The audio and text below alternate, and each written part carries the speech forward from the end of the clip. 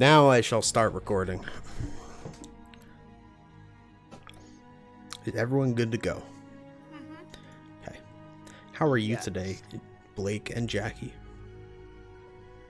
We literally talked earlier for Yeah, like 2 I mean, hours. I live with you.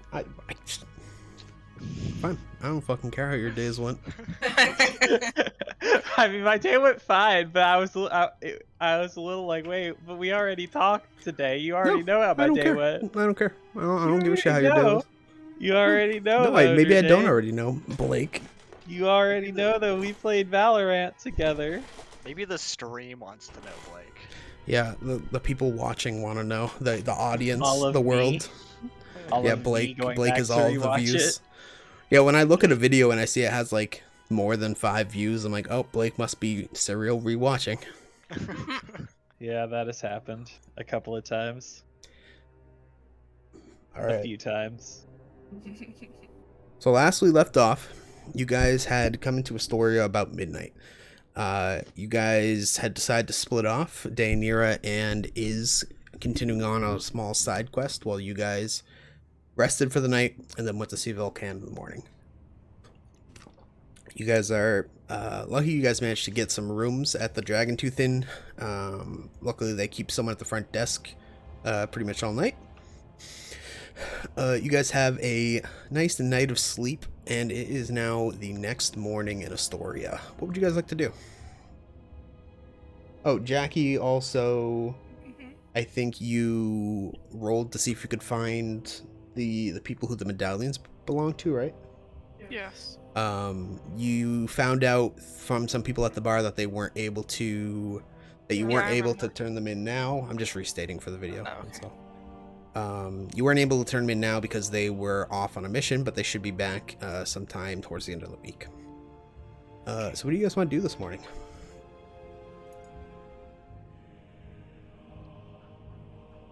I am just gonna stalk Elena That's Yeah. so nice. very subtly Settle my with ass. my little snakes peeking over the edge of the cowl. See, you always do this, where you go in and you're like, God, you're such a fucking degenerate, you're such a bastard, and then it's just like, oh, the cute little snakes though. I hate you. You're mean to me. I guess it's hard for me to be mad.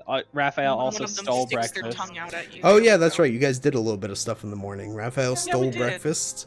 Raphael stole breakfast. Fucking Helena was sitting downstairs, stuck in her little circle of oathness. Yeah, Kira. Yep. Poor Kira. And I think did I trip Raphael? I think you That tripped was him or after something. Something. It might have been. I thought that was the In last time when we retaliation left. for him taking your food or something. That was the first time we left Okay. Astoria. Okay. So that was a while ago. Yeah, I couldn't remember. The mornings are running together. Yeah. Last time we played was a while ago, right? For this. Yes. Yeah, it was before the Christmas one shot. Yeah. It doesn't feel as long because I played that other half session a couple days ago, but. All right. So what do you guys want to do this morning? You guys have been fed. You fed and watered. Do you have a reluctant Kira with you? What do you guys want to do first? I'm gonna walk behind the group to keep an eye on Kira to make sure she doesn't try to slip away. Okay. What about you, Nathan? Did you even bother washing your hands after eating the omelet with them?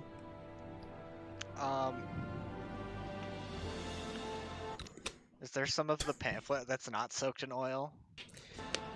Yeah, maybe like a third of it isn't. Alright, I'm gonna wipe my hands on that part. Okay. And I'm gonna crumple it up and I'm gonna drop it on the ground slyly. Wow. Slyly.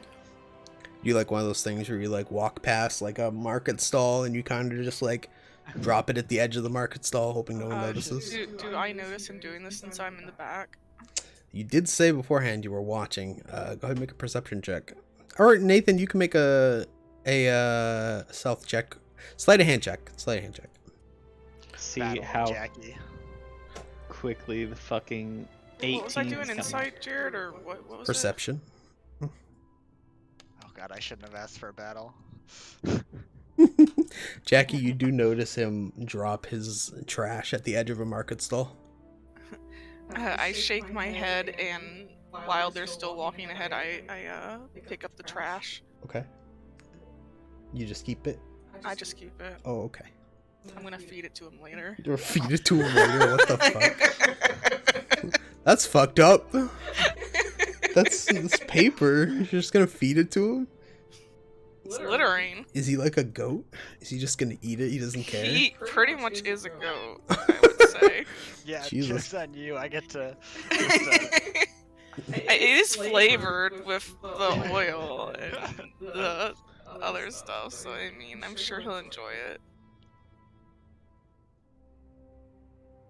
Just sounded more ominous than I think you intended it to. I didn't say I was gonna suffocate him. Yeah, I was like, you're gonna him. fucking knock him out and force feed it to him. I mean, it's up to him whether it's forced or not. Alright, what are you guys doing then? Elena is trying to ignore all of the shenanigans she is sure happening behind her, and is making her way through the streets, trying to remember the exact path to Vulcan's Hall and going there, hoping that everybody will follow her and not get mugged, except maybe Iris. Iris can go and do other things if she really wants to. Wow. You don't care about the little snakies at all. I mean, I do, but Elena does too, but they're attached to Iris.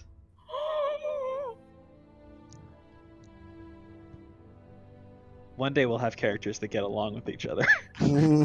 We used to get along at the very beginning. Now Elena's got a thing. Oh, one day. One day.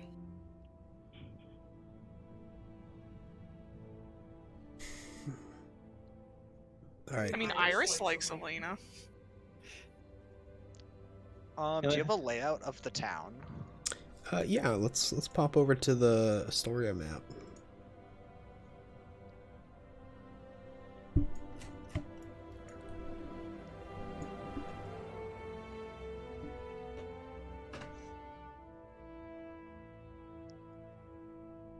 So it is not too hard to find Vulcan's Hall. Yep, it is not.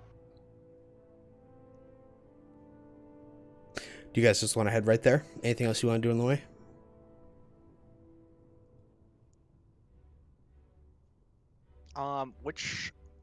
Where were we coming from? I would guess Yeah. Agora?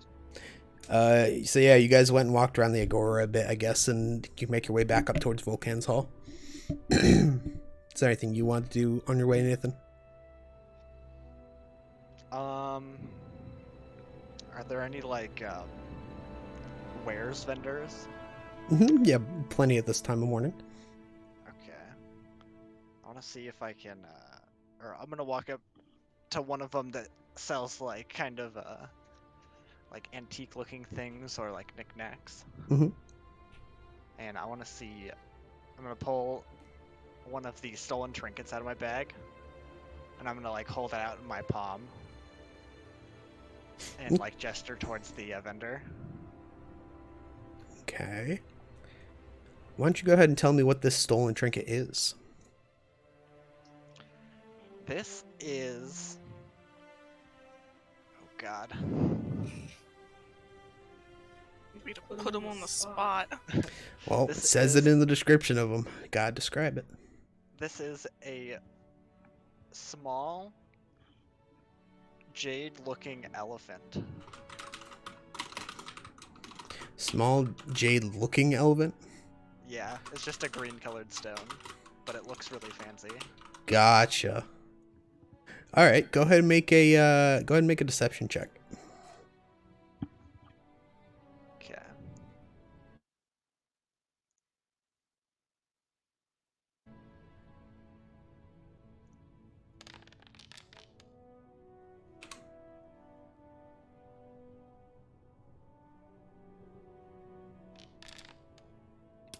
Oh! Unfortunately, the vendor you find is is a accomplished jeweler, and he can tell that it is just regular stone. He'd be willing to give you 5 gold for it, but otherwise he's uninterested.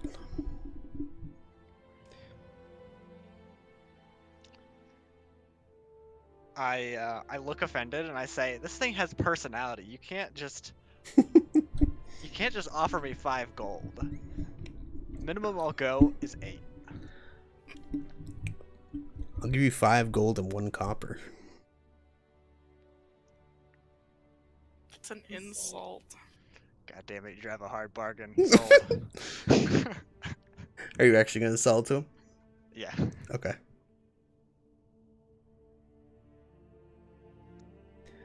Change that to 2. All right, so you receive 5 gold for your stolen jade elephant. I'm sorry, acquired jade elephant. Anything else you want to do on your way through the Agora this morning, Nathan?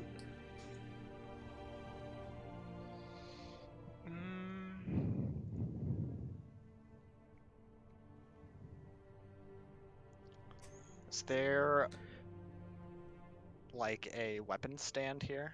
Mm-hmm. Okay, I'll go to the weapon stand. Actually, I have stated previously that they don't sell the weapons here. They actually, all the weapon vending is handled by Volcan's Hall. Oh, okay. I remember I stated that last time. Okay. Then I'm good. Okay. I mean, they have like basic stuff. Like they'll have like long swords, short swords, and daggers and stuff, but like nothing like exotic or fancy.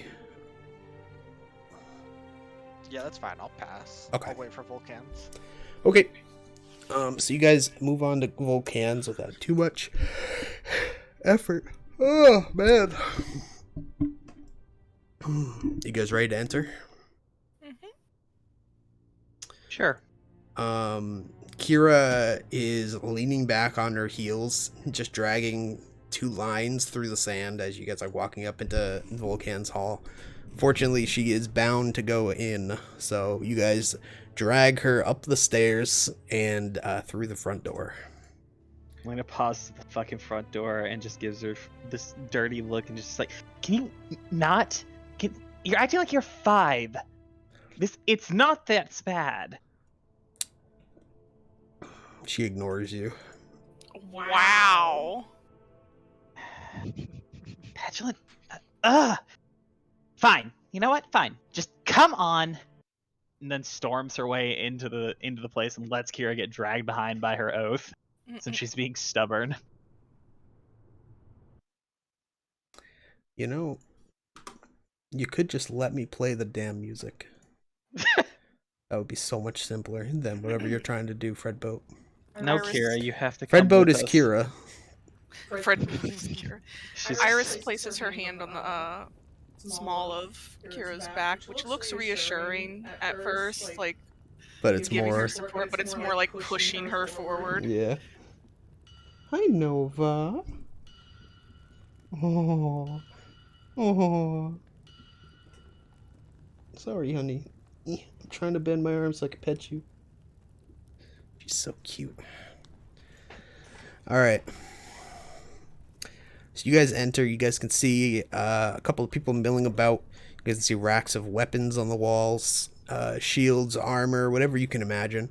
All of it's made here. Volcan and his crew do all of the outfitting for the guards, for the army of Astoria. They do a lot of selling to independent people and to other cities as well. Because this is even in the other 2 cities. This is still one of the most respected forges in Thalia. You guys can see at the back, working at the largest forge, you guys can see Volcan swinging a hammer up and down. He kind of pauses for a second as the same younger boy that you guys saw last time kind of comes up, says something to him, and then writes something on a notepad and goes off to check some more inventory stuff. But at the moment, Volcan is working alone. He kind of glances at you guys as you enter.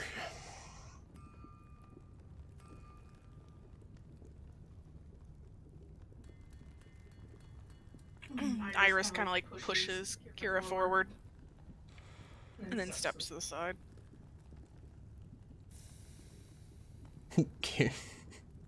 Kira like is holding her breath. She's like, I can't breathe in here. I need to leave. Too much smoke. I have asthma. Suck it up. Elena's just done with everybody's bullshit today, and marches up beside Kira with her arms crossed. And just kind of leers at her, and then looks back to Volcan. Says, "Hi. Well, I'm pretty sure you remember me, and we brought Kira, just like I said. Well, just like you asked. Even though she's being difficult. God. Bearable." Kira is currently standing with her back turned to Volcan. Not saying anything at the moment. Volcan stands there in equal silence, arms folded, got Thunks' hammer down on top of the anvil next to him. He just kind of stands there waiting. I wish I could do an Orn voice. I feel like Volcan would have Orn's voice. I know, right? He totally would. Elena stands beside Kira for a moment and then elbows her.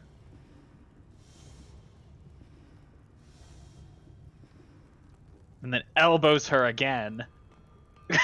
All the other workers are kind of standing there watching. All you guys can hear is like the noise of the forge, and you guys can't even hear like the scribbling of that kid writing in his like inventory pad or anything. It's just everybody's just standing there watching Volcan and Kira.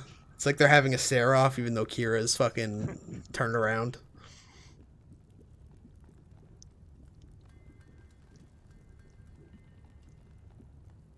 And it looks from Volcan to Kira, all the way back to Iris, and then looks for Raphael, realizing that everybody's left him kind of alone, unattended in an area with there's merchandise. Yeah, what are you up to, by the way, Nathan?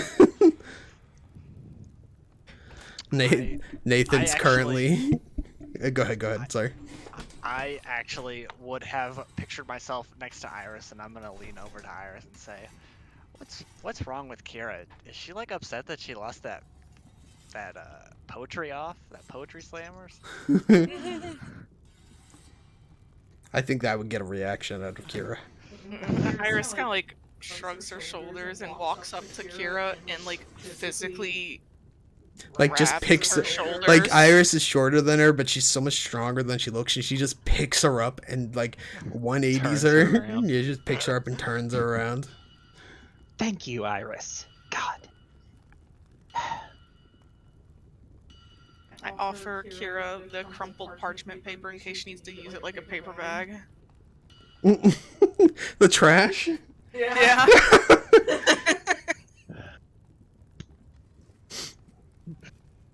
Well, Volcan finally breaks the silence.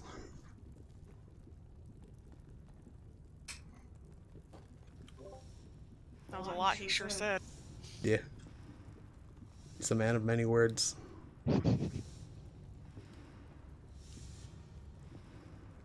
Elena like growls like low in her throat and looks between fucking Kira and Volcan again. And then glances at everyone else staring, and I'm gonna go ahead and burn this. Give me a second. Are you casting a spell with Helena? No, I'm not casting a spell. Give me a second. I'm gonna use Draconic Fear. She is going to roar at everyone. She's going to roar at the employees. Get back to work! And then she's going to look at Kira, roar at her. Talk to your father! Do you know that that's her father? I feel like she figured it out at this point, and that's why she's pissed. I think she would know. I think she would know. I think that would crack Volcan up, though, to be honest. Volcan breaks out into like a deep like 3-note laugh, like almost like Santa Claus but gruffer, and he's like little dragonling. Very intimidating. Very good job. He's like, but you know what? You're right. I don't need to sink to her level. Kira, how have you been? It's been a while. How long has it been, Kira? So passive aggressive. I don't need to sink to her level about your daughter. Whoa. Oh, do you want me to play Kira for this conversation? Make it easier for you? Yes, I thought that's what you were doing. Oh, okay. I thought I was playing Volcan, but I couldn't fucking No, remember. no, you're playing Because Kira. it changed twice. Okay. Kira has stepped towards Iris at the roar in her face and is like suddenly just like looks at her nails, just like inspecting her nails at Volcan's question, pouting, and then is don't know, place, things to do, people to see, can't keep track of time, and all that. I actually have somewhere to be right now, so sorry to cut the reunion short and everything, but I think I'll be going. Volcan does that like quick, like, I can't do it. I fucking can't whistle for the life of me, but like, you know how people whistle without using their fingers, but it's like super loud, they go like that? Well, he Yes. does like a whistle at like the other guy, the doors in the back swing closed. At this point, you also Jesus. notice most of the workers are filtered out. The only one left is the his assistant with his notepad, who finished closing the door and is now hurriedly pretending to do inventory. Very nervous looking. He kind of jumps a few times as you guys are watching. Yeah, you see, this right here, this is why I said he was awful. She points at the group and crosses her arms and pouts some more. He okay, so I'm sorry, can you say that again? She looked to the group and at the doors, just like, see, this is why I said he is awful. He's just the worst. Why exactly am I the worst, Kira? How many years has it been, Kira? You know what's the worst? Your daughter not visiting you for 63 years. Wait, what? It hasn't been 63 years. How many years has it been then? I don't know. You think I keep track of time? I've got things to do. Not everything can live their lives in the big box. Volcan kind of sighs. He steps behind his forge. You want to know exactly how long it's been? He takes out this little box with he pulls up a box, he puts it on top of his anvil, and he opens the top of it. It's like a music box, but it's like a counter that's been ticking. 63 years, 47 days, 12 minutes, and 18 seconds since you last stepped foot in my workshop. You know why I made this? Because the last time it was 28 years before you'd come visit me. Can't believe you made a clock for that. Kidding me? She leers back at Elena for making her do all of this. Elena is completely unsympathetic and glares at her. He kind of and picks nods it up to and Vulcan. he kind of picks it up and turns around. He's like, "You think we could use it for other stuff too?" But he kind of like shakes his head and comes back to the conversation. Aw, I love him actually. Kira's kind of a bitch. True. Damn it. All right, where did we leave off in the? Oh yeah, it's Kira's turn to interact because I just gave him the exact time. Yep. Your clock was running fast. I guarantee it. It's definitely not been 63 years, okay? I swear I saw you like last week. Honestly.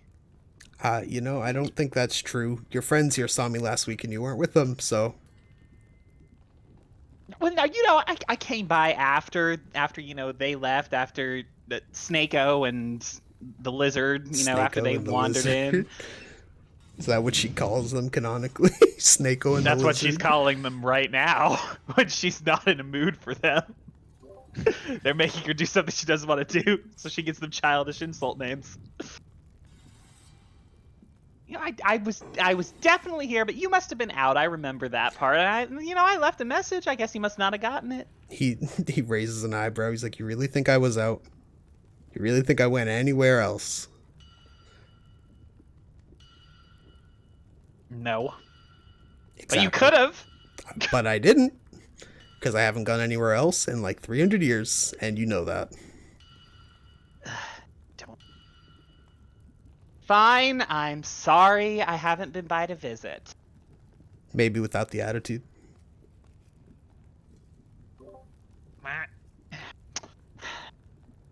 I'm sorry I haven't been by to visit. maybe he gestures. He's like, maybe put your hands out. I bet you're crossing your fingers. Are you joking?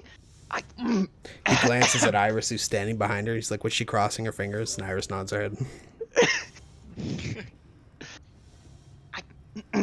Okay, fine. She places her hands very gently in front of her and clenches them together in nice, like, quietly like this, and sets them down and is... I'm sorry that it's been so long since I visited. Well, I think barely contained rage and blatant sarcasm is about as good as we're going to get right now. I believe I owed you guys part of your bargain for getting her in here. Why don't everyone take a seat? And he gestures, and that his assistant starts bringing out chairs for you guys. I grab one of the chairs and sit down backwards in it.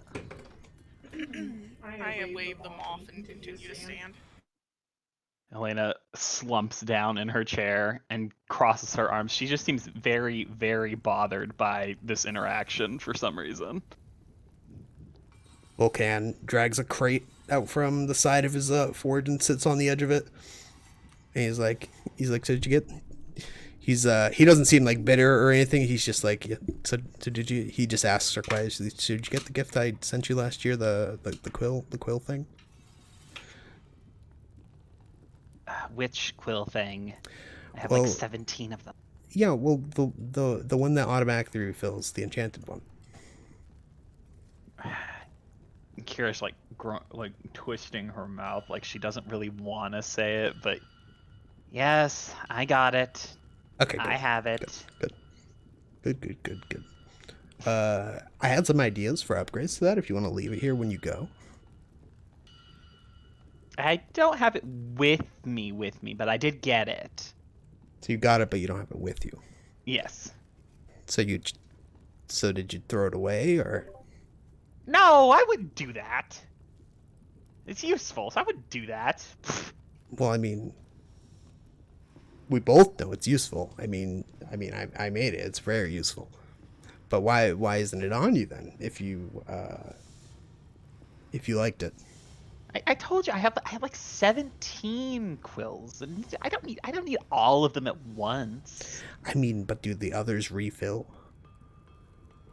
Sometimes you need the authentic feel when you're creating something, okay? And the auto refill, it just this is like the ultimate parent bickering. Like Okay, fine, you're right. Would Iris have noticed whenever Kira was like writing and stuff if she needed to refill her quill? I would say that's probably not something you would have paid attention to. Deianira might have, since she has the observant feat. I'm perceptive. How dare you? Mm-hmm. I don't think that's something you would have noticed. Okay.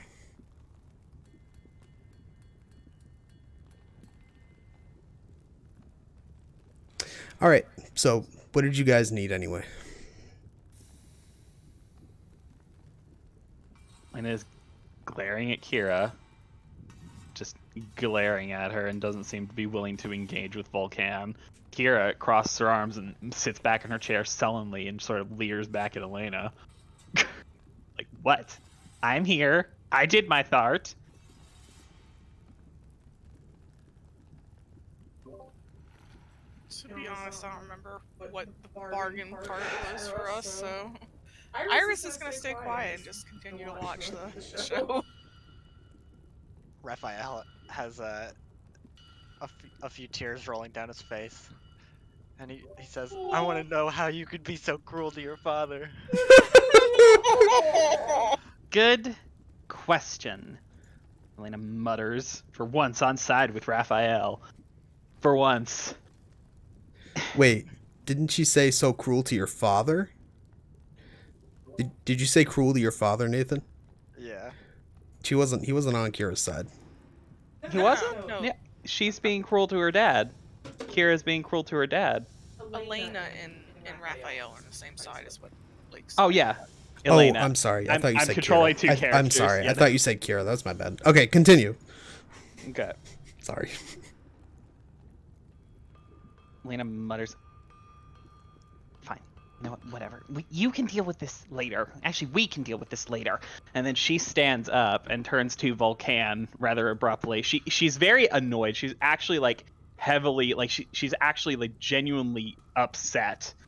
In like her tail lashes, her feathers are ruffled. She's got her arms crossed, and she's just kind of in a fit right now. You said that you had information for us regarding the Mithril Forge.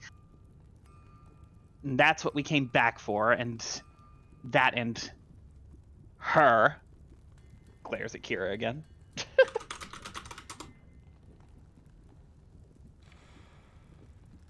Give me.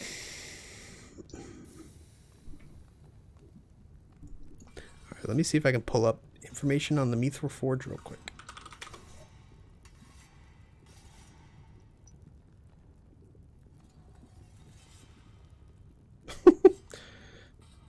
There's a handout that says Mithril Forge mood, and it doesn't say anything. That's funny.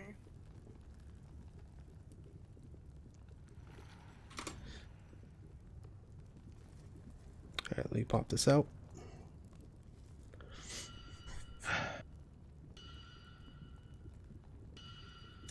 So you guys pass maybe half an hour chatting with Volcan. He passes on all the information that he has about the Mithril Forge. One of the 3 places you guys need to go for the prophecy. Excuse me. So the Mithril Forge was used by the dwarves to construct the gods' weapons in the First War. Almost all of the powerful magic and weapons and armors used by the Dragon Lords and their successors were all created at the Mithril Forge. Currently, it lies abandoned. The upper levels have become become monster lairs, and the lower levels have become too hot for inhabitants. The Mithril Forge carries great significance to the Dwarven clans, to Volcan, and to anyone in league with the Dragon Lords, because it was a key component in forging a lot of the weapons that were key to victory back in the First War. The dwarves, let's see.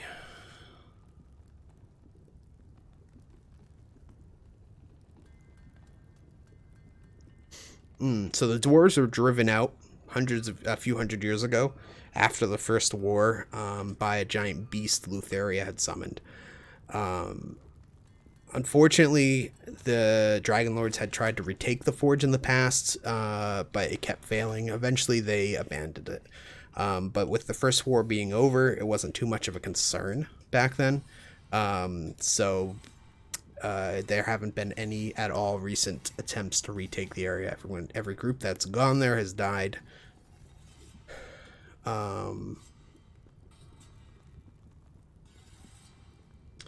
Yep, that seems to be it.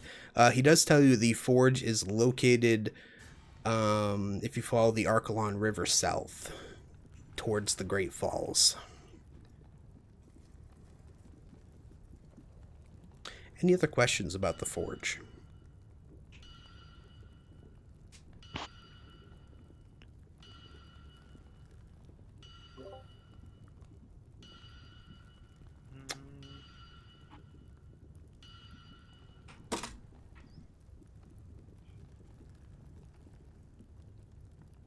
What kind of monsters we talking about? So Volcan says the last scouting group that they sent there a couple hundred years ago said that the place was overrun by beasts of fire and beasts of death. But he says in that amount of time since then, it could be any number of kind of creatures of fire or whatever that have taken over the area now.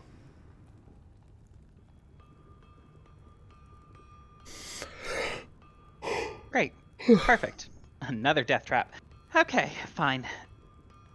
It's at the end of the river, right? Yes.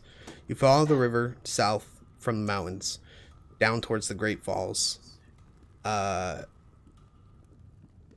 is an abandoned road that will lead you through the steps down towards that area that isn't used anymore, but you guys can follow that, and it should lead you straight to the forge's entrance.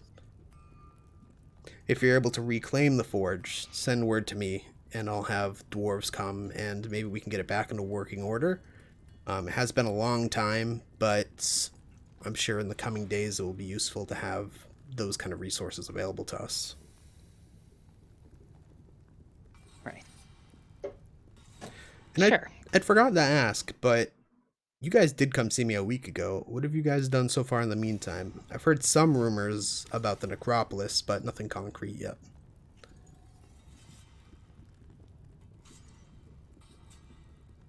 Elena glares at Raphael again and his breastplate.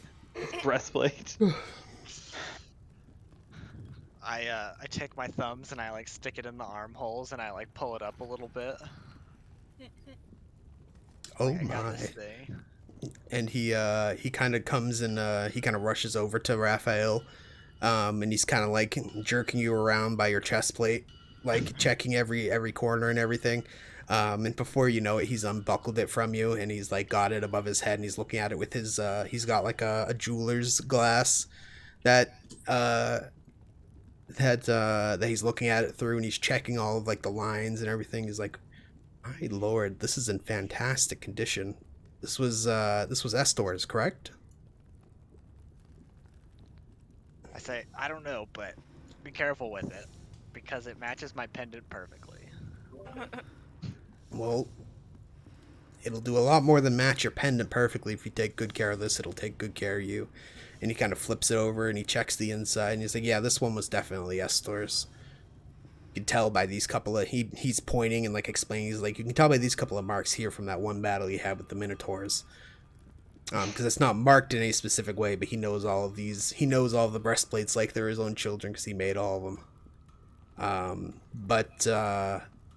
He spends maybe a few more minutes completely ignoring you guys examining the breastplate, and he's like, he hands it back to Raphael. It's like, whew, that's a lot of memories in that metal right there. Did you guys find anything else there or no? Kira has sunk down into her chair, just like, oh. He's going off again. Again. Elena tells him we also found the axe and what was the other thing? Iris, what was it?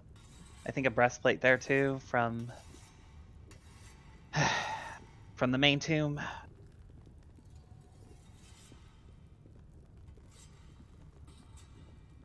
He's asking you a question. What about what?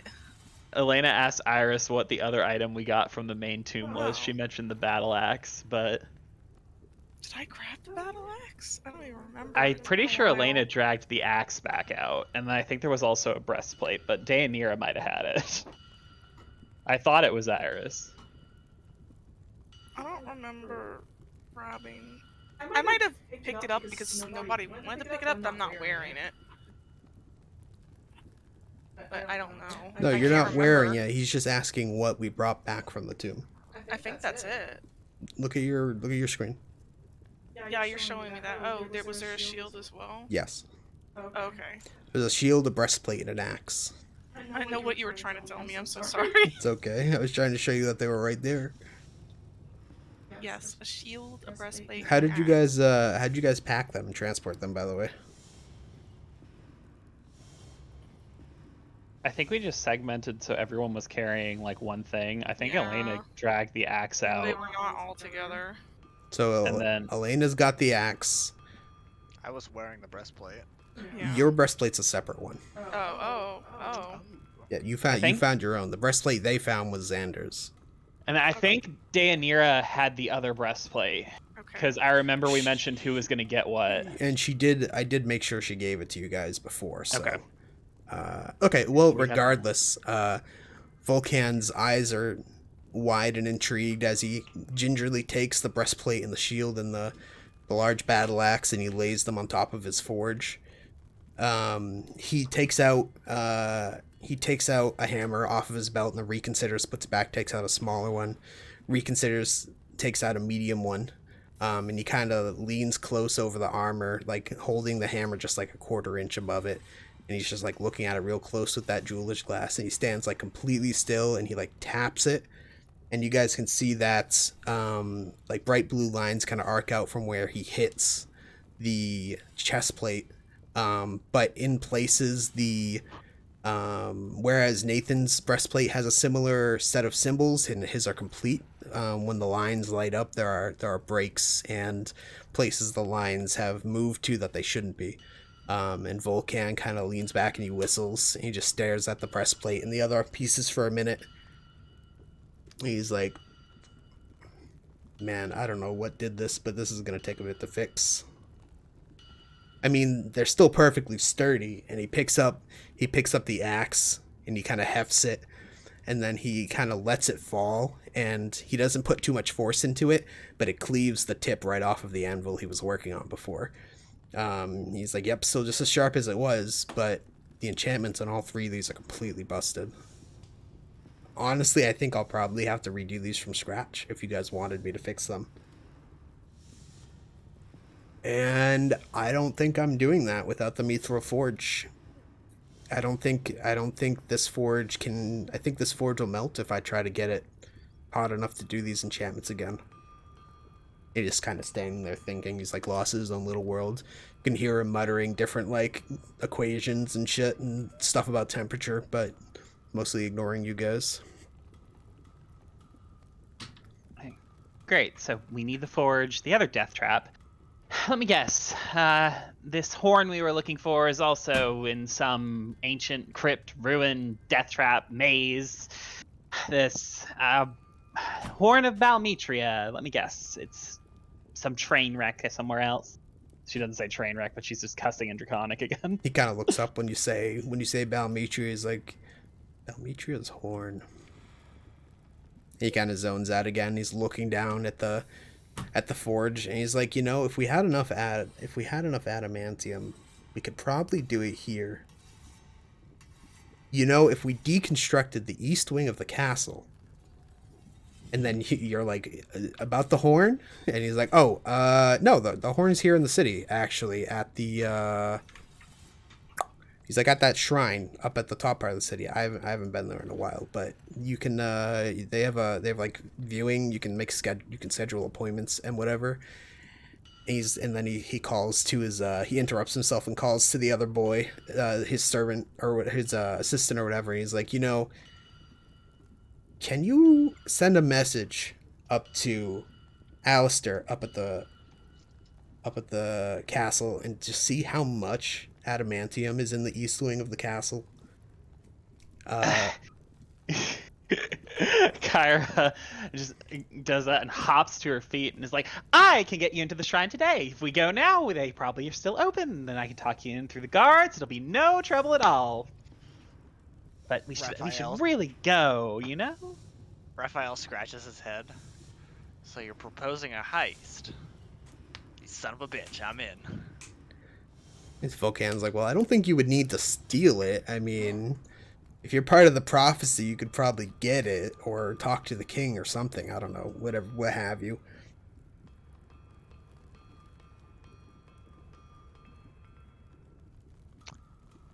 Take first, apologize later.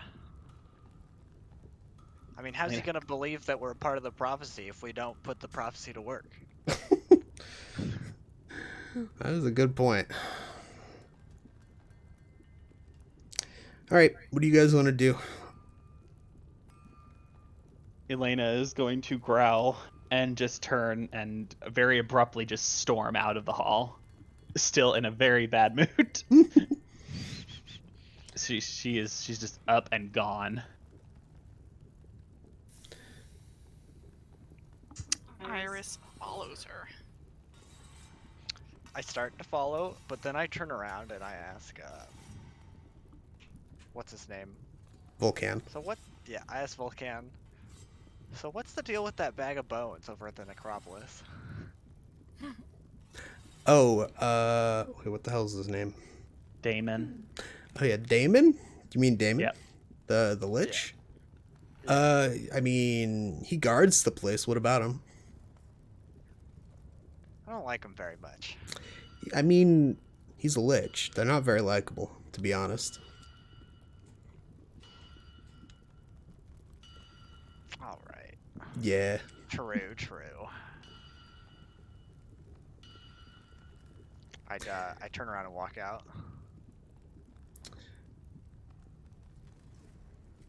Where's Kira at the moment? She is trying to follow everybody up out of there as fast as possible while Volcan was pretty distracted. Why did my Discord beep? Oh, it's not me. It's someone else's sound I'm hearing. Um.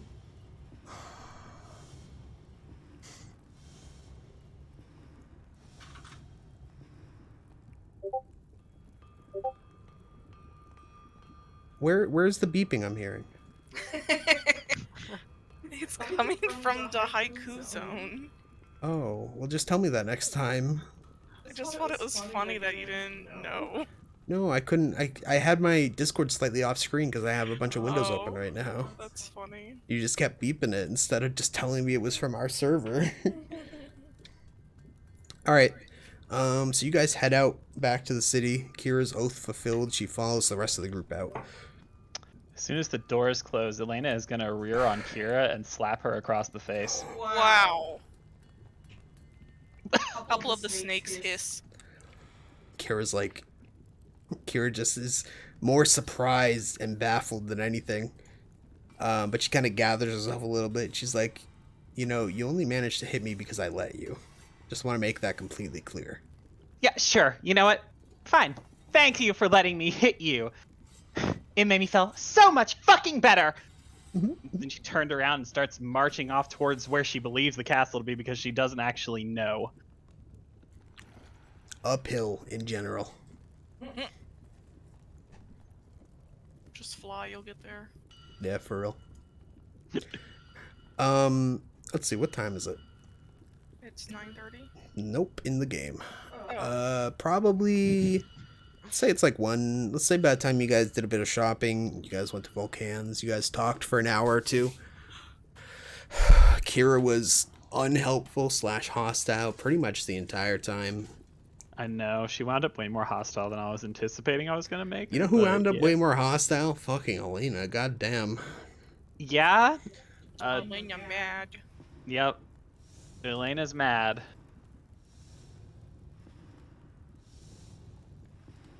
So you guys follow Elena down the stairs.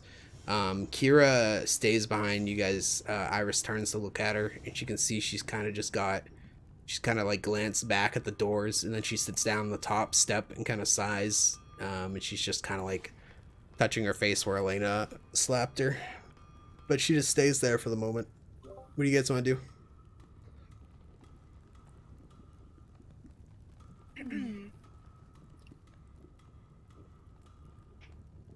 Iris kind of moves to the back and stands near Kira and just pats her head slightly before she decides to return to the party and move on.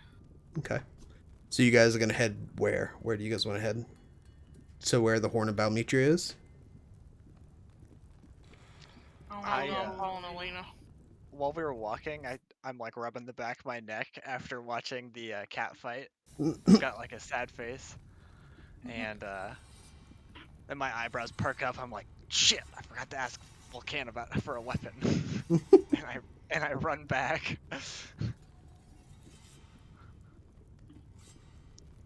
Elena takes this opportunity where both of them are distracted, and she has not even noticed that they're distracted, and she still doesn't really realize where she's going. It's one of those things where she's marching off in an angry stalk, and as she turns a corner, she starts walking a bit faster, and then she's just full tilt running through the fucking city just to burn off energy in an absolute fit. She's gonna go get lost in Astoria. All right. Sounds good. Why don't you roll a D14, and if you get a 9 or an 8, reroll. Okay. Did it actually let you roll? It actually showed a dice for that. That's funny as hell. Yeah. 7. So wow. Okay. Hold on. Let me pull that up. Oh fuck. That's a nice art. All right, hold on. Hold the phone. Give me a sec. So you are alone. The party is now split up again. Elena ran off. Did anyone try to, like, go after her or no? I mean, I only patted Kira's head. Okay. I'm pretty sure if I returned to the group and I saw Elena going off by herself, I would be following her. Okay, that sounds good. What about you, Nathan? I'm running went back to inside. the forge. Okay, you're going back to the forge. Okay. So I will handle you and Iris in a second, and let's handle Kira and Nathan first. Yep. Right. Yeah. Hold on.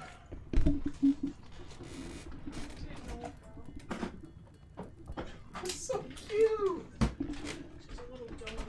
She is a little donut. She's so cute. All right. So,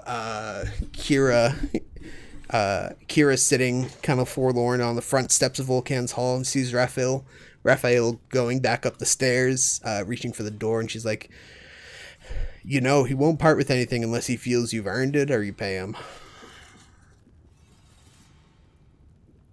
I kind of rub my hands together and smirk and slam the doors open. Kira kind of shakes her head. She just mutters to herself, if you want to steal from Volcan, your funeral, whatever. Sure he didn't need both his hands anyway. Freaking, she's like, freaking idiot. I can't, what is he doing? But anyway, so you swing open the doors to Volcan's Hall. Volcan is still on the edge of that, sitting on the edge of that crate, but he has dragged over a couple other crates and he's kind of staring intently, examining.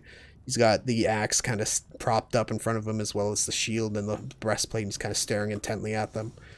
He kind of glances up at you from his spot and says, "Welcome back. Did you need something else?"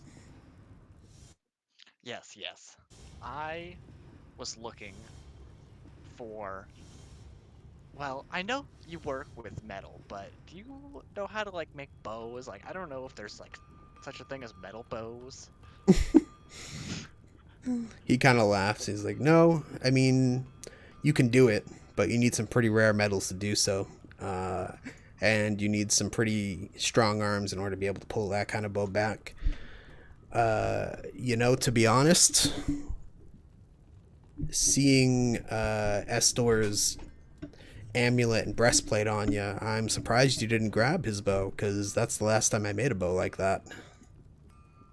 Was it not in the tomb?" I start scratching my head, and I kind of, like, gaze off into nowhere, and like, what? I'll take that as a no. Those places have been raided a lot of times over the past few centuries, to be honest, and keeping inventory of all of it, all it takes is one person slipping by Damon. I mean, Damon's also not want to stop people, to be honest. I mean, why stop him when stealing from a tomb is going to get the Furies after you anyway, so... But he kind of glances at you. He's like, "But it doesn't seem like you're cursed, so it seems like you were okay to take that stuff, I guess, because you're part of the prophecy. But yeah, I mean, if you want to ask around, you can...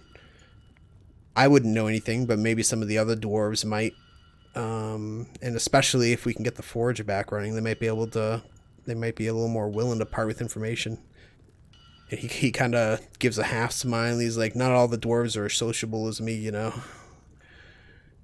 But, yeah, it seems like Estor definitely had a metal bow at some point."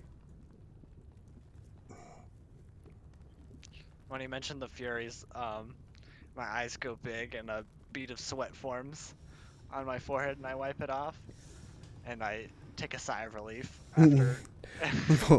Volcan kind of noticed you looking nervous after he mentioned the Furies. He's like, hold, all right, show me your palm." You flip both of your hands towards him. And he's like, "No, you're not marked by the Furies. One of your palms would be black. And you'd probably, and honestly, the Furies fly fast enough that they'd have caught you before you got back to the city anyway.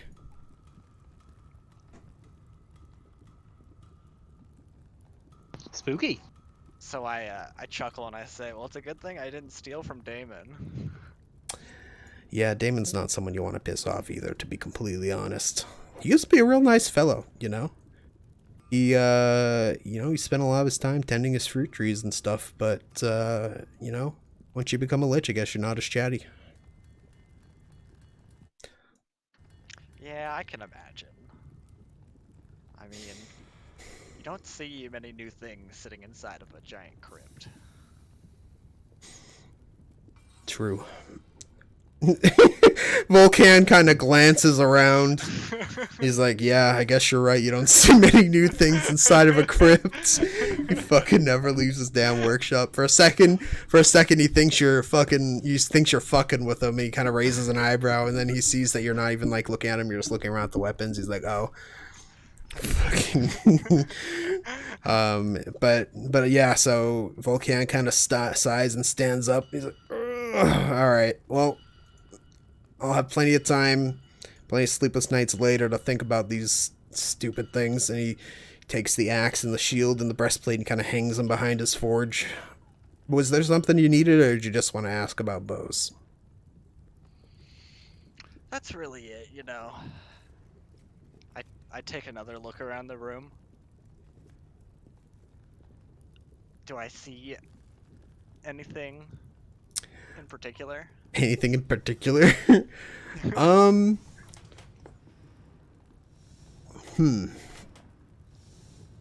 ahead and make a perception or investigation check. Okay.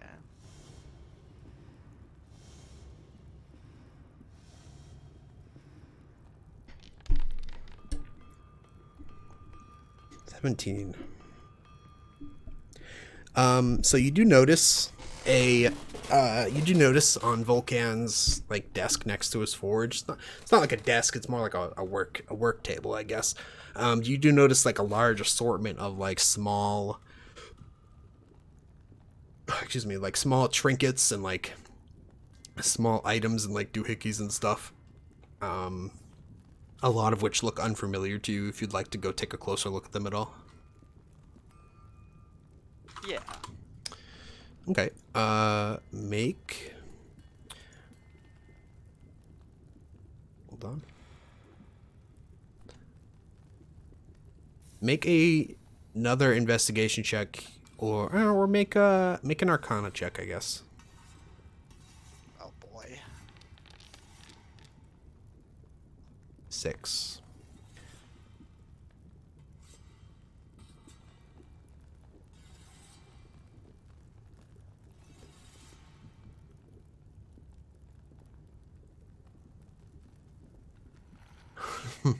Okay, so at the edge of the table, you find.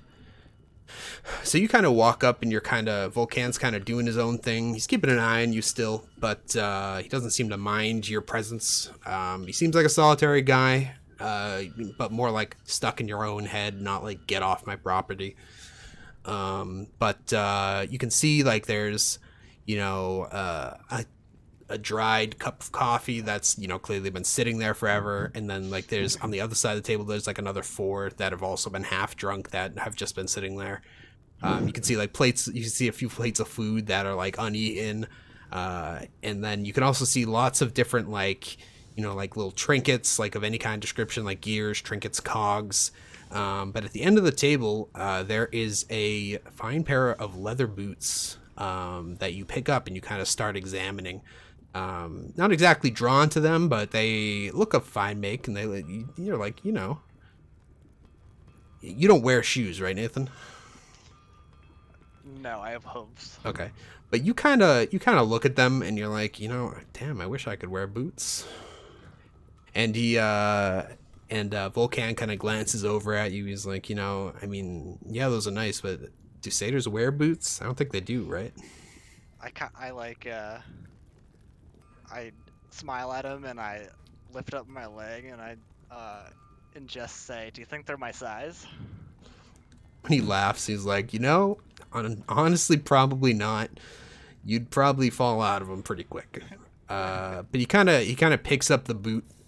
He kind of picks up the other boot in the pair, and you've got one. He's got one. And he's kind of staring at the sole of the boot. He's like, I've messed with this enchantment like 20 or 30 times. It's fine. It never feels like it's quite correct, but maybe. He kind of thinks for a moment. He's like, you know what? Why don't you come back in an hour or two? I'm gonna try adapting these to something. If you want to come back in a couple hours, I'll have something for you. I mean, you can wait if you want, but I don't think everyone kind of appreciates the heat like I do. So Fair. Alrighty, I'll be back in an hour and a half. sounds good. He kind of nods, and he's like already over picking through like a large pile of like metal. He's like picking up different ingots and like weighing them, and then he just like drops them on the floor if they're not the right thing. He does not seem like the most organized person. The only clean and organized thing about him seems to be his tools. He doesn't seem to care quite as much about the metal. Raphael kind of winces as he drops an ingot on the floor, and he glances over at him. And he's like, I don't really need to care if it's dented. I'm gonna melt it anyway. But yeah, he kind of walks with you as you head for the door. So, he starts picking through a few tools in a bucket near the entrance. And you're gonna head off. What are you gonna do for the rest of the afternoon, Nathan? Because your two companions are gone now. You don't see them anywhere outside. Kira is still sitting there. While we're walking to the door, I'll turn to him and say, you know what? I'm gonna get you some food. He kind of like pulls at his beard. He's like, you know what I haven't had in a while? What's that? An omelet. I could go for an omelet. I just had the most delectable omelet today. I know exactly where to get one. He kind of raises an eyebrow. He's like, oh, really? Well, we'll consider that payment for this little trinket I'm making you. Amazing. I'll be back in an hour and a half with a hot steaming omelet for you. Kind of nods and grumbles, still pulling at his beard. He's wandered a little closer to the open doors. He's kind of fishing through buckets, awkwardly looking for a tool. And you kind of notice he glances towards Kira sitting outside the door a few times. But yeah, do you want to head out? Or is there anything else you'd like to do? Yeah, I'll head out. Okay. So Blake, if you want to control Kira for a sec, because okay. So Raphael is down the bottom of the stairs. You can linger, listen if you want. It's up to you. If you decide Raphael would have kept going, that's also fine. But Volcan kind of stands at the edge of the door. He's got like a dirty rag in his hands that he's kind of like bringing back and forth, like cleaning his hands. But there's so much dust and metal dust and everything that doesn't really matter. But he's standing at the edge of the door, and he's kind of glancing around. He kind of seems like he's going to think about taking a step outside towards Kira, but Kira kind of glances around toward him and then like looks away, kind of like huffs. And Volcan kind of stands there with his hand on the doorknob for a minute.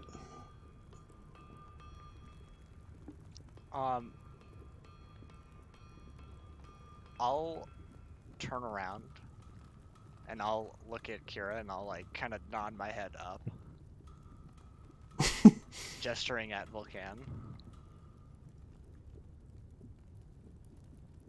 Kira will, like, she's still a bit like put out that she got slapped and everyone's judging her for her family situation apparently, without knowing all the details. As far as Kira is concerned, she's got that kind of sullen teenager vibe.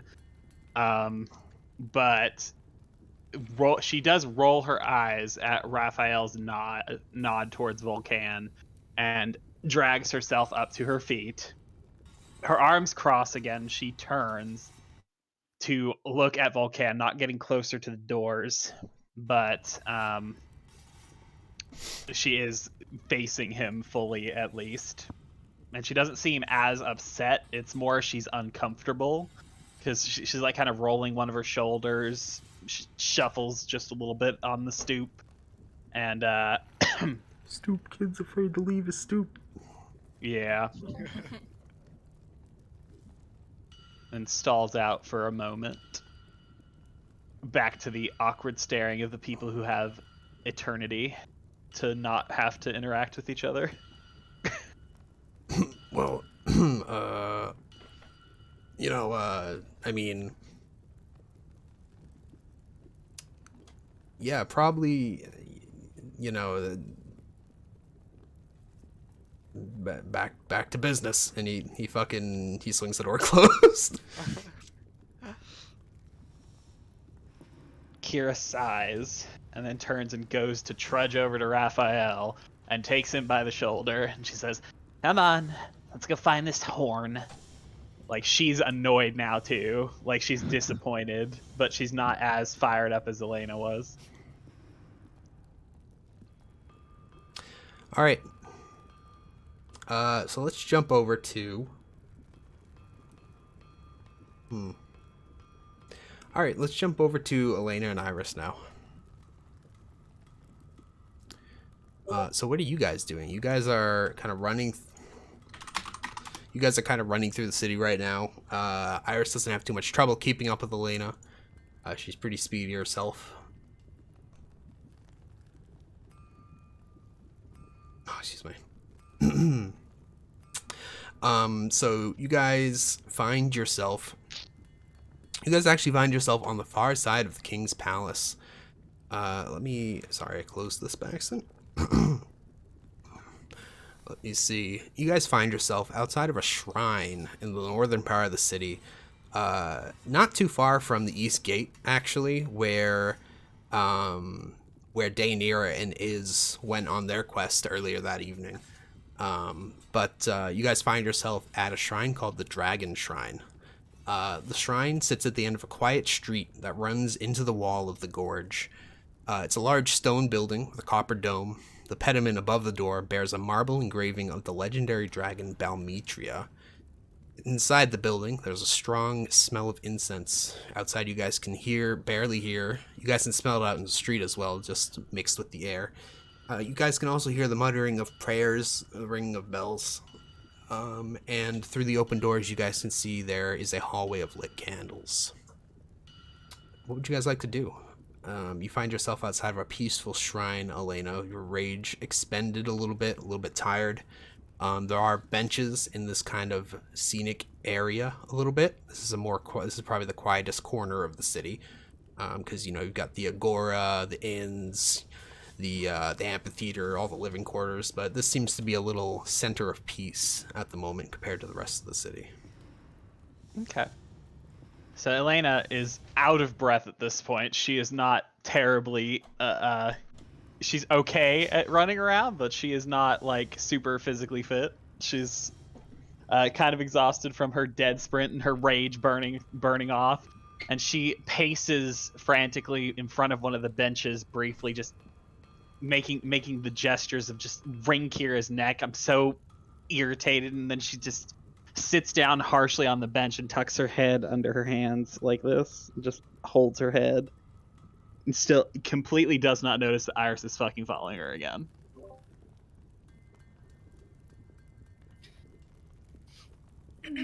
Iris sits down next to Elena and leans close enough to where one of the snakes taps her on the cheek. Why do you keep following me? Iris just kind of smiles at her and just states that she wants to make sure she's okay. Of course I'm not okay. And then Elena sits up again, and she turns and she glares at you, and you realize she's definitely fucking crying. Aww. How can I be okay? I'm not like you all. I can't handle all of this, and Kira and Volcan, all of this is so wrong, and how can Kira not be happy to see him? I mean, they've been alive for a long time. We have no idea what's in their past. shouldn't matter. How can it matter? Iris shrugs. And Elena tucks her leg up and just kind of like is sitting back on the bench very far, kind of huddled up a little bit and very, very much so. She is still crying, but like the rage seems to have burned off into something more sullen and sad. And she tucks her head onto her crossed arms on her legs and just stares off into the middle distance. And it's a quiet moment for a very like brief period where the peace kind of begins to settle in again. And Elena chimes in with a much simpler question of, how is this all so easy for you? The man at the temple, the people on the path, the tomb. How is this all so damn simple for you? Iris reaches out a hand and pats Elena gently on the head and says, "It's not easy for me." You don't show it.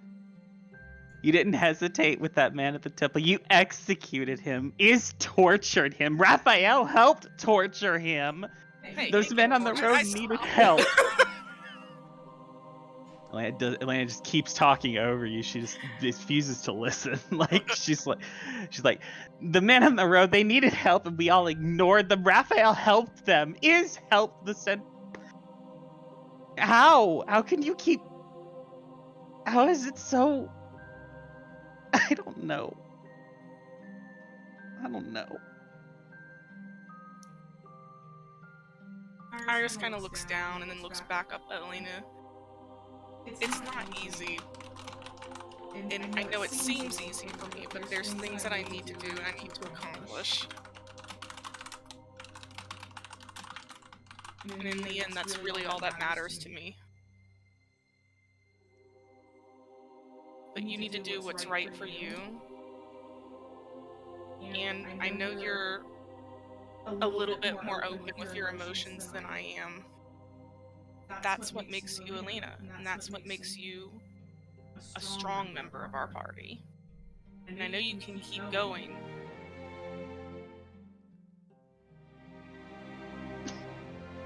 The music is perfect. It is. Fuck. Right.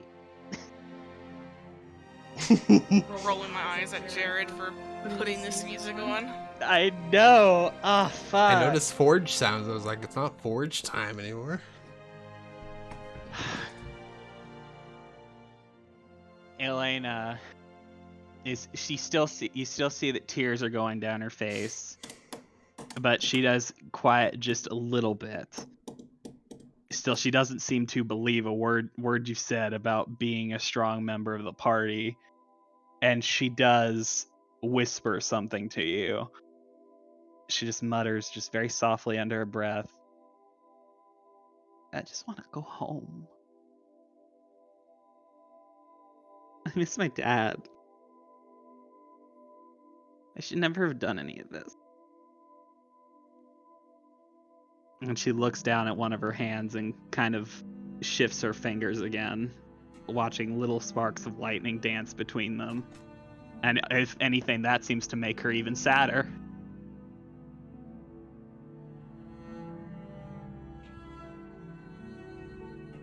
Well, when you decide that you do need to go home, and it's not just a wish anymore and you actually need to do it, I'll be there if you need me.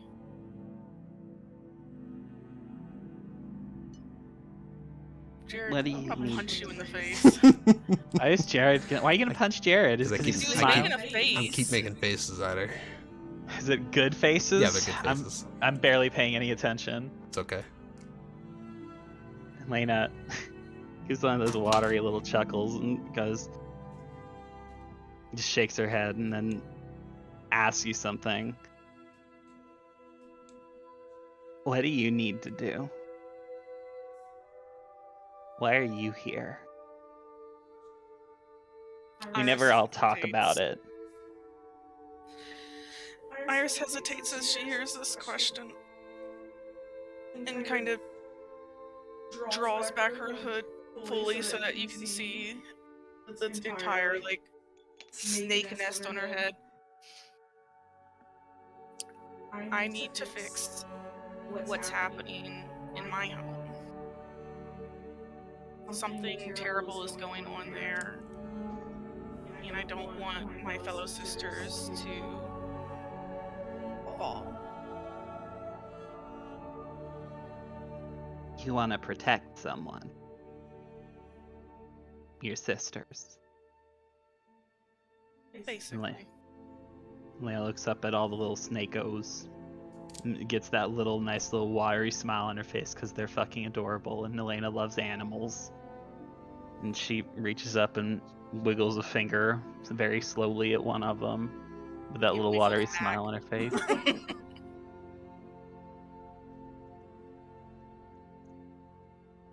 I can't go home. Not yet. I have something to do too. I just don't think...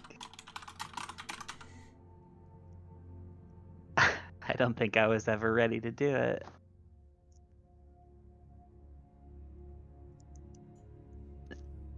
And then she shakes her head and looks away from the snake, stands up, starts rubbing her eye, and steps away for a second, then turns to face you and kind of holds her arms outstretched and looks at her hands and down at the ruffle feathers on her neck, and then back up at you.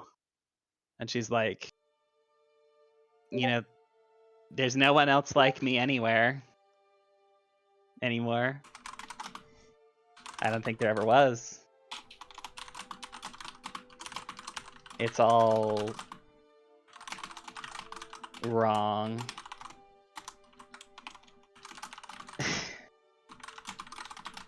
I know what I need to do, but I don't know how to do it with all of you. What the hell? Hello, Emily. Hello. Shit. I don't know any of you. How can I trust any of you with any of this? I keep thinking about, what if I'd put my hand on that mimic in the tomb? Would you have cut my hand off to get me off? How can I trust you when that's all that I can think about? Iris smirks a little bit, kind of like a little merry glint in her eyes.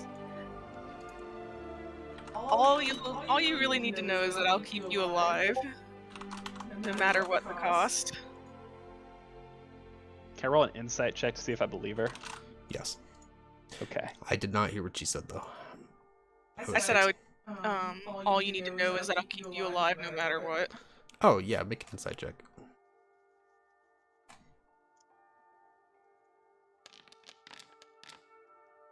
She's telling the truth. Aw.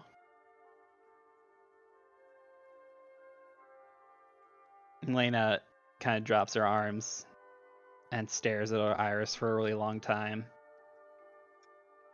A slow, deep intake of breath, followed by a gusty little sigh.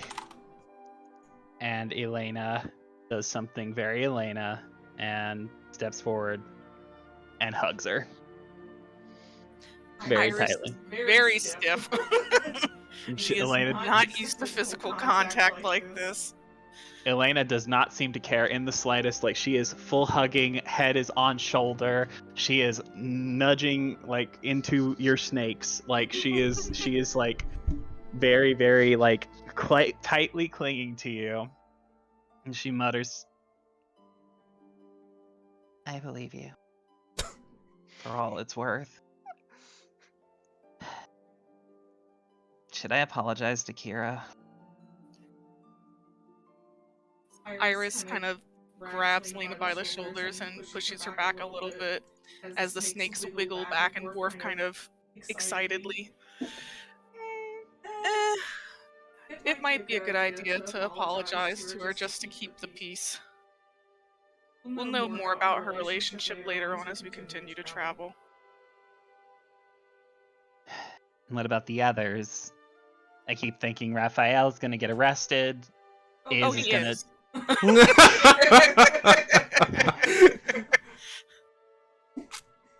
Mm, It's a when question, Yes. not an if. I don't know how to stop any of that either.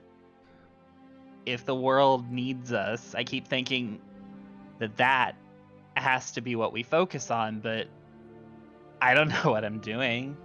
And I don't see how we can succeed as we are now. I don't see how any of this can work out well. The answer is, in our current state, it definitely isn't going to work out. But we'll grow closer as a party and as comrades as we continue on. Though I will say we might need to kill Iz at some point.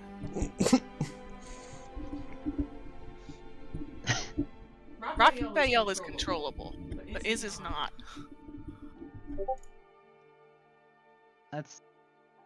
Can we not talk about killing people right now? Please. I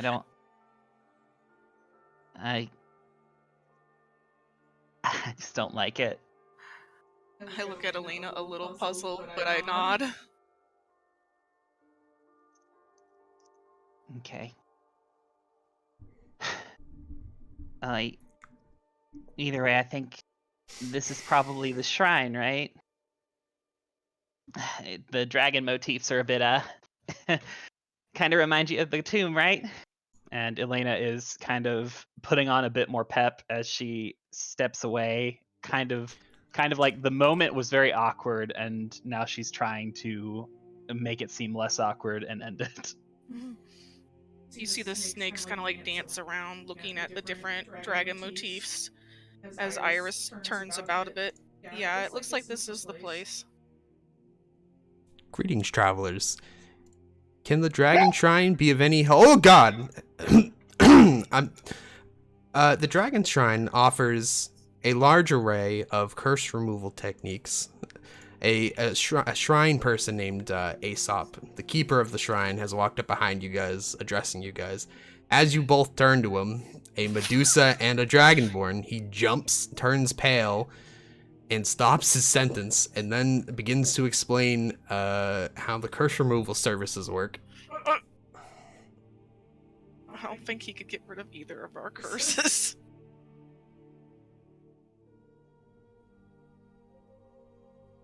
What would you guys like to I do? quickly pull my hood back over my head. Elena does not bother. She kind of puts on the customer service smile, so it crosses her face, but it's not real. His face pales another shade as you bare your fangs at him. No, I think we're both fine. We actually did come for a reason, though. We're here to see the Horn of Balmetria. We were told by Versi that we needed to locate it. He seems to calm as you mentioned Versi. Being familiar with the prophet. He says, "I do apologize, my dear travelers. Unfortunately, the Horn of Balmetria is no longer here." Princess is no longer in this castle. Yes. He gestures back towards the shrine, and you guys turn and glance, and you can see that hallway of you guys can see that hallway of candles is actually like roped off. It's got like a rope across it and a little sign that says no entry, as well as you guys did not notice before, being in your hurry and emotional issues, there are guards stationed outside of the shrine as well. Unfortunately, the horn, as well as other relics of ours, they were stolen recently. Someone broke into the temple late at night last week. We can still offer whatever services you guys might need, but for now, unfortunately, our viewing hours are non-existent. I apologize, travelers. Iris tilts her head and looks quizzically at the... Is he like a priest? What is he? He's a priest, yeah. Okay. Looks quizzically at the priest. Is there any way we could inspect the area the horn was in previously? Or do you know the whereabouts of the thieves? Or if there are any guards on duty, anything? Did they see anything? I'm not sure. I know the investigation is ongoing. Unfortunately, you would need clearance from the king in order to enter this area. Well, actually, I mean, you did mention you were sent by Versi. I apologize, but what is your relation to Versi? Are you clerics of hers, or? We're traveling with a cleric of Versi's. He kind of glances at your snake hair and your dragon scales, like a little skeptically, a little nervously. Elena tells him, we're traveling with one of Versi's students from the Enclave.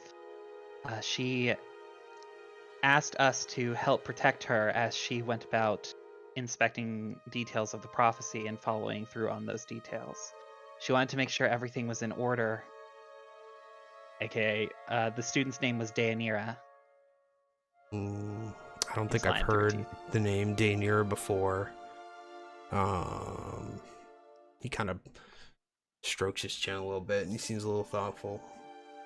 I apologize, but I think you would need the king's clearance, or, you know, someone to vouch for you before I'd be willing to ask the guards to let you in. I apologize.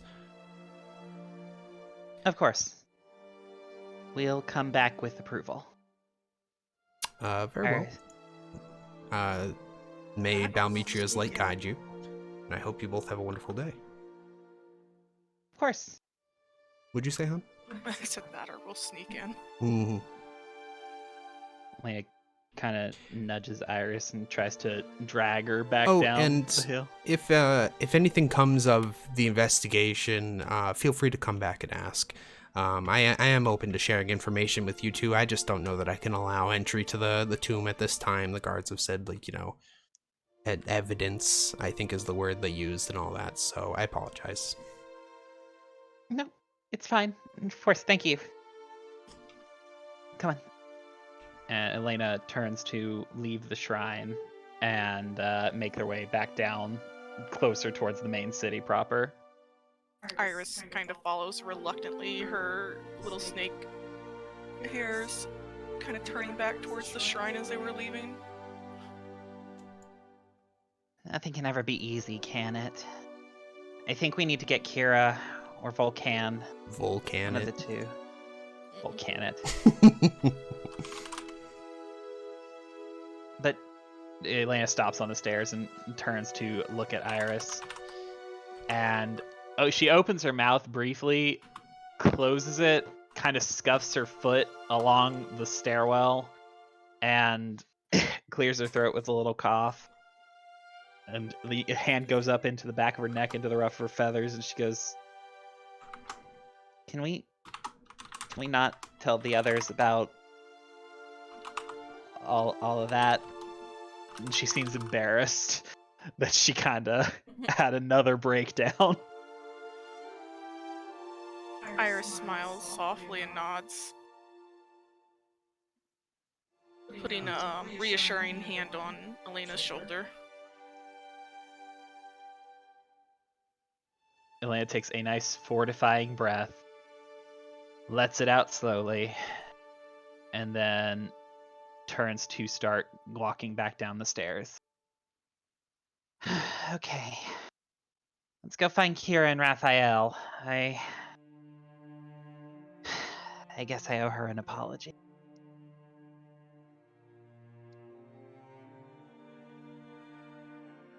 All right, let's cut away from you guys for a little bit. Yeah. Why don't we say that you guys' little outing took about an hour and a half, and we'll cut to Nathan coming back. He and Kira went and relaxed a little bit at the Dragon's Tooth Inn.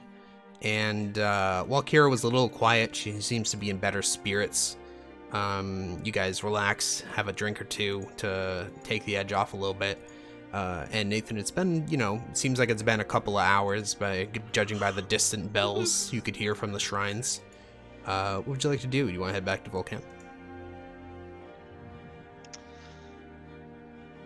I can't go back to Volcan without an omelet.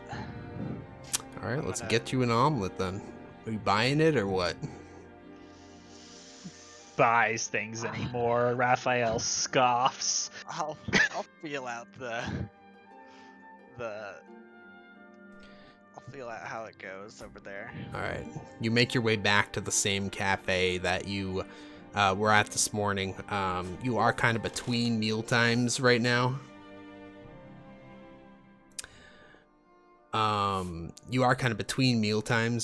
So there's no one seated outside. They seem to be just kind of cleaning. There's a lady outside sweeping. You approach the front door of the cafe, and she kind of waves at you, and says, you can head right on in. My husband will serve you. Excellent. And I slur a little bit after my drinks. Mm. And I walk in and approach the counter. And I will ask, so do you all serve like brunch around here? Yeah, I don't see why not. Typically people come in and order lunch, but the eggs aren't going anywhere. I can make you whatever you like. Excellent. Could I get... The guy raises an eyebrow. He's like, don't you mean excellent? And you hear his wife groan from outside. They're perfect. I love them.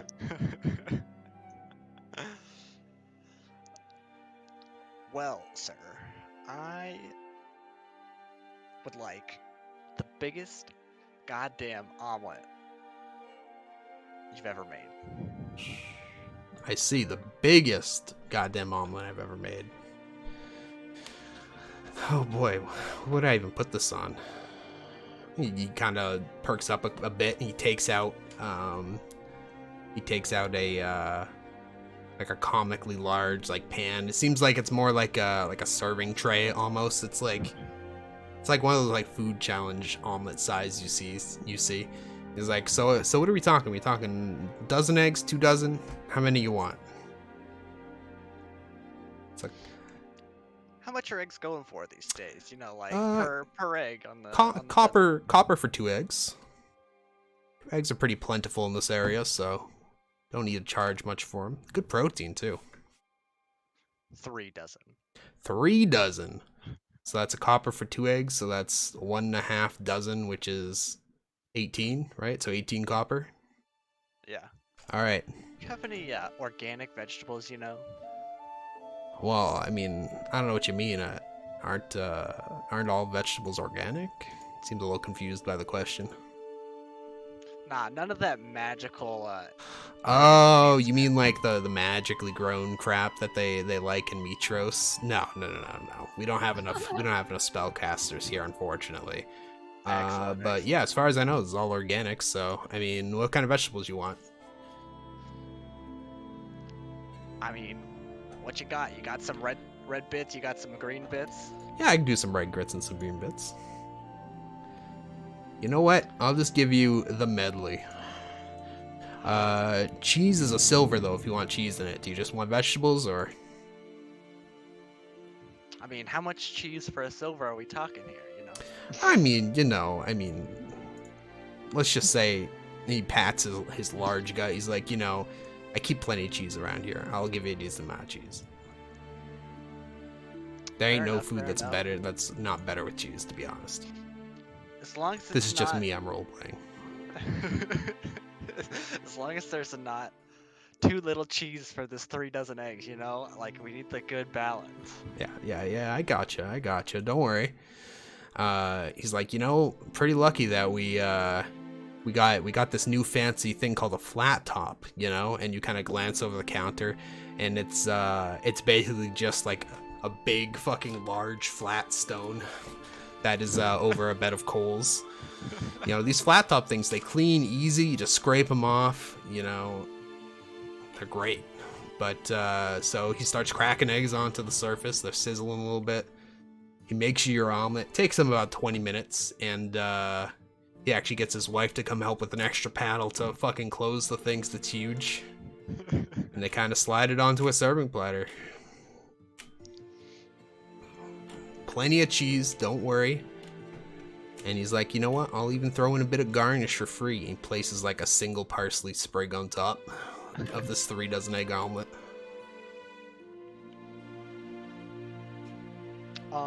Was Kira with me? Kira did wander in with you, yes. She's taking a seat and just kind of staring out the window. I gesture over, or I get Kira's attention. Huh? What? What's up, Raphael? What's up? What's up? Oh, okay. I was. No, I what's you were, up? Like, looking over to No, Jackie. no. I thought he was too. No, I I'm was sorry. like, what? I should have said Kira says. My bad. Okay. But no, Kira's like, what's up? I need like a little bit of help here. Can you like maybe help me carry this thing across the city? She just kind of, surprisingly, she actually doesn't seem to mind. She grabs the left side of the serving tray. She even slaps 3 silver on the counter to pay for the omelet. Tells them to keep the extra copper as a tip. Wow, Kira. You know, you're a stand-up gal. Yeah, I am And, standing up. And I say, on 3, ready? Pick it up. And we lift it in unison. And I'll lead, going through the town backwards. All right, sounds good. Enjoy your excellent omelet. No, sweetheart, you already made that one when they got here. I was like, no, I didn't. I love them so much. All right, so you guys bring Volcan a humongous goddamn omelet.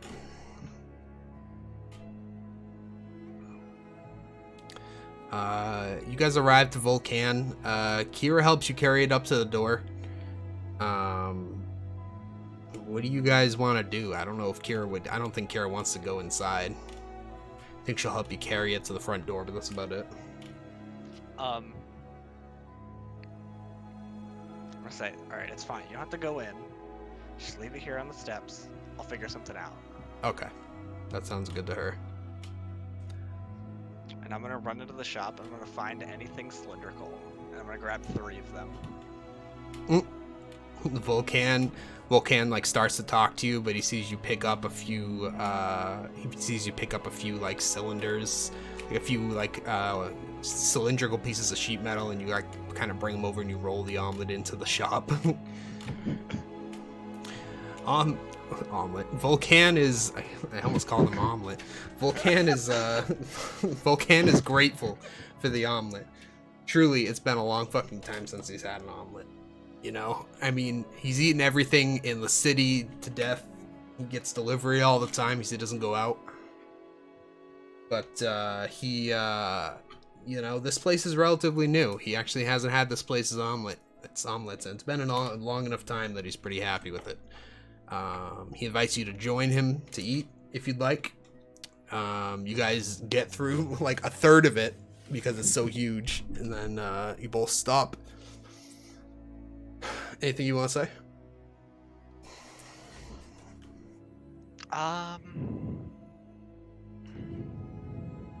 So how's it coming with the boots? You know, like, are they done? Oh, shoot, the boots! And he kind of gets up, and you see him. He's like rustling through, and he's got a couple of things in his left hand, and in his right hand, he's like he's got like what looks like a hooked cane, almost like not like a stabby hook, but like it's curved at the end. It looks like, you know how they pull people off a stage with that. It's like that. He says, "Okay, can you stand up for a sec?" And you see him pick up. You see him pick up a pair of tongs. So you stand up, and you see him pick up a pair of tongs and take 2 burning hot pieces of metal out of the forge, and make a dex save. Oh god.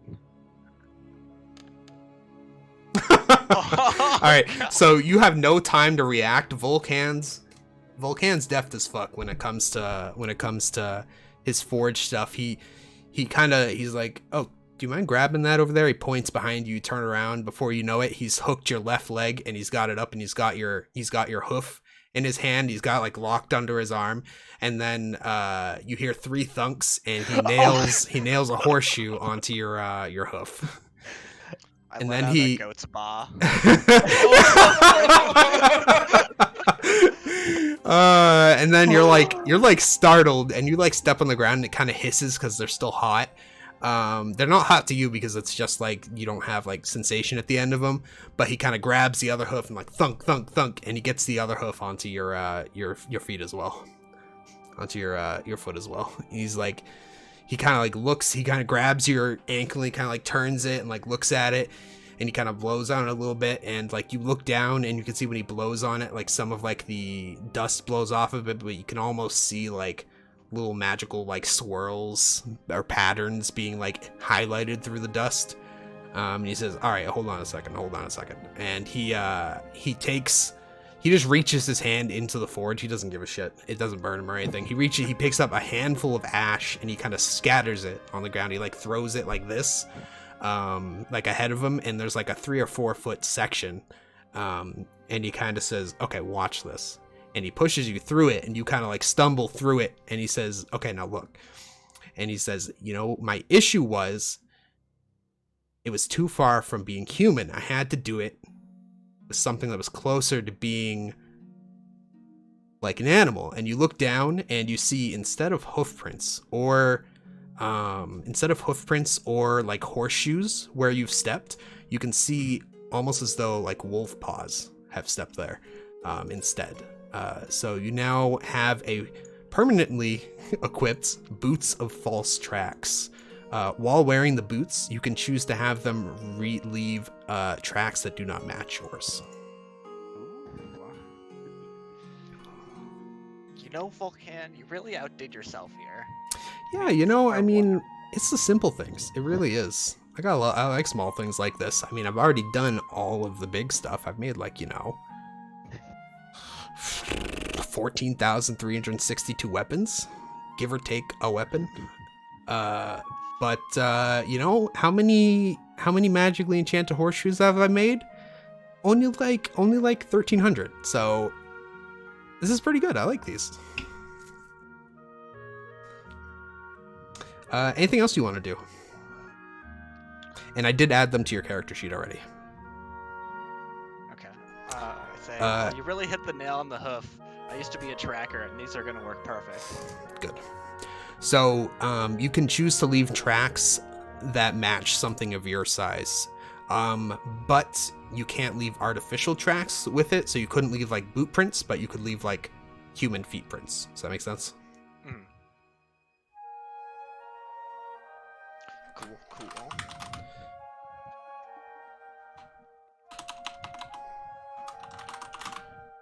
Right, there we go. Cool. Anything else you want to do?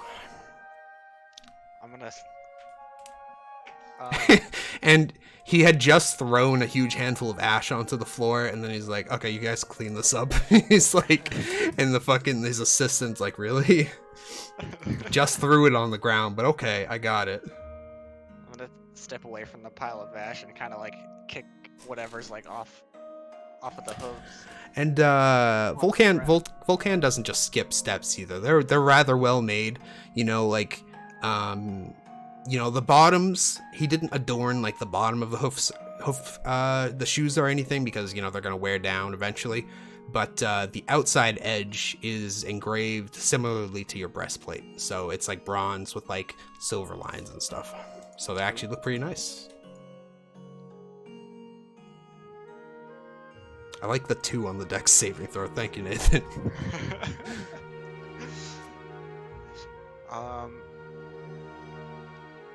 So I'll like kick the ash off my feet, and It's no place like home. It's no place like home. Yeah. And I'm gonna say, it's like, all right, well, these are amazing. Like, thank you so much, but like, What about like some like arrowheads next time I come through? Like, what if we make this like a regular thing? Like, I get you some food, you make me some cool shit.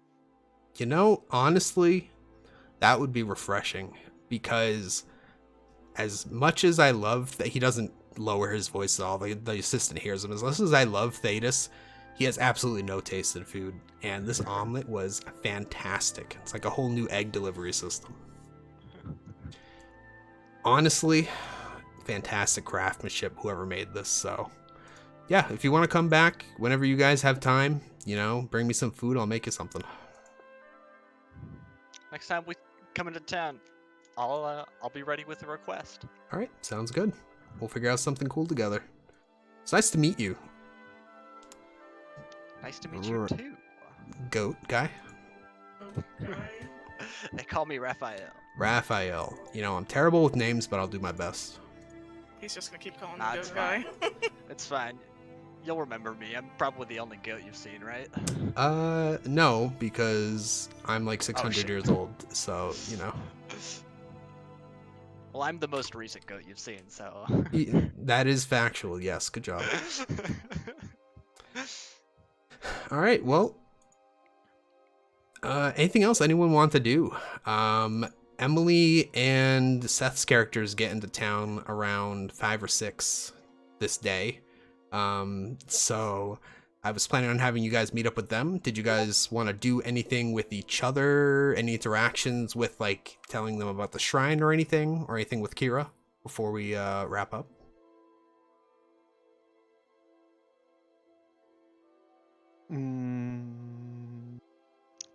Elena, have we met up again already? Yes, you guys, as Raphael is leaving, you guys arrive to find him in shiny new horseshoes, or satyr shoes, I guess. And Kira is sitting on the bottom step, kind of just waiting for you guys. She seems relaxed now. She doesn't seem as forlorn. She still didn't go into Volcan's shop, but she seems a little more together, at least. And Kira kind of gets up as Elena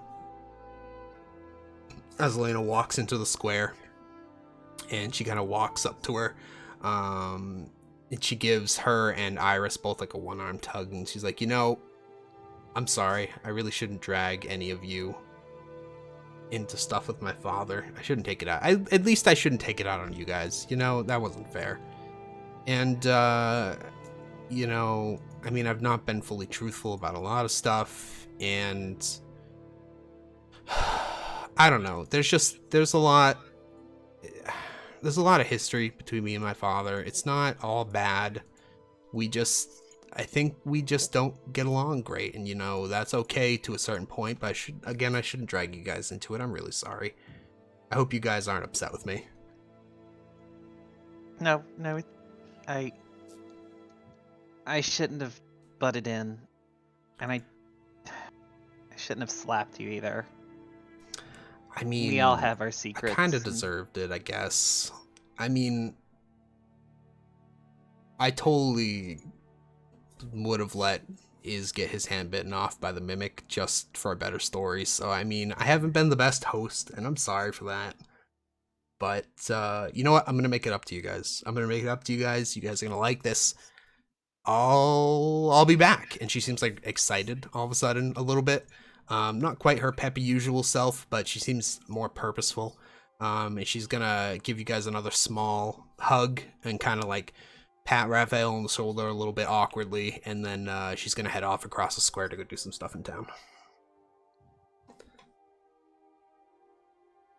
Okay, well, we'll see you later. Oh, Raphael, we found the shrine we were looking for. There's some things you probably want to know. We should probably head back to the inn. We'll have to wait for Kira anyway. That's probably where she'll know to find us.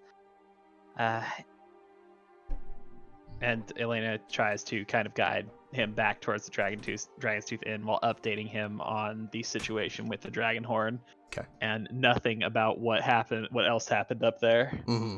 Of course. God damn it, some bastard stole it before us. But that means you get the heister, Nathan. Yes.